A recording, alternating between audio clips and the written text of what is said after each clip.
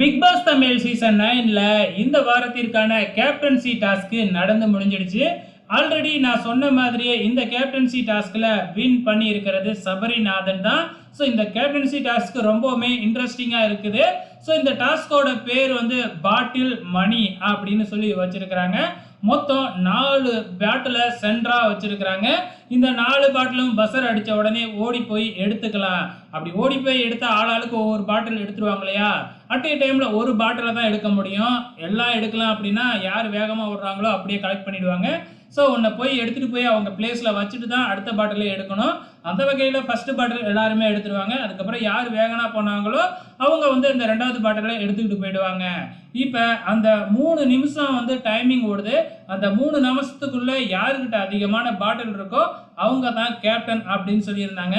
இதுவே 3 முறை தடைப்பட்டு 3வது முறை தான் இந்த டாஸ்கே நடந்து முடிஞ்சிச்சு. அதுவும் சாதாரணமாக இல்லை. பார்வதி ஒரு டாஸ்கில் இருந்தால் எப்படி ரணகுழுவமாக இருக்கும் அந்த டாஸ்க்கு, அதே மாதிரி தான் இந்த டாஸ்க்கும் இருந்துச்சு. பார்வதி எவ்வளவோ சீட் பண்ணிலாம் பார்த்தாங்க. கடைசியில் சபரியை வெறுப்பேற்றி பார்த்தாங்க. சபரிக்கு கோவம் வந்து நம்ம ப்ரொமோவிலேயே பார்த்துருப்போம். என்னடா அது பார்வதியை இப்படி போட்டு இடித்து தள்ளிட்டாப்லையே, ஏதாச்சும் ப்ராப்ளம் வருமா அப்படின்னு பார்த்தேன். ஆனால் பார்வதியை இடித்து தள்ளினது சரிதான் அப்படிங்கிற அளவுக்கு பார்வதியோட செயல்பாடு இந்த கேப்டன்சி டாஸ்கில் இருந்துச்சு. ஸோ கடைசியாக வந்து பார்த்தீங்கன்னா இப்படியே போனால் வந்து கேம் முடியாது, ஏன்னா எல்லாமே சீட்டிங் பண்ணுறாங்க இல்லையா? அதனால் இந்த முறை ரூல்ஸை மீறினாவே இந்த கேமில் இருந்து டிஸ்குவாலிஃபை அப்படின்னு நடுவர்களாக இருந்த கனியும் சான்றாவும் சொல்லி முடிவு எடுத்துட்டாங்க. அந்த வகையில் வழக்கம் போல் பார்வதி எடுத்த உடனே வந்து பார்த்தீங்கன்னா டிஸ்குவாலிஃபை ஆகிட்டாங்க.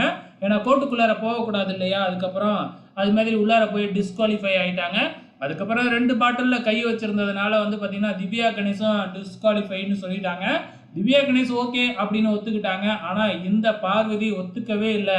வேணும்னே சபரிக்கிட்ட போய் பாட்டில் எடுக்கிறேன் அப்படின்னு சொல்லி போய் அடி வாங்கிக்கிட்டு உட்காந்துருக்குறாங்க. ஓகே ஃப்ரெண்ட்ஸ், உங்களோட கமெண்ட்ஸை மறக்காமல் இந்த வீடியோ கீழே கமெண்ட் பண்ணுங்கள்.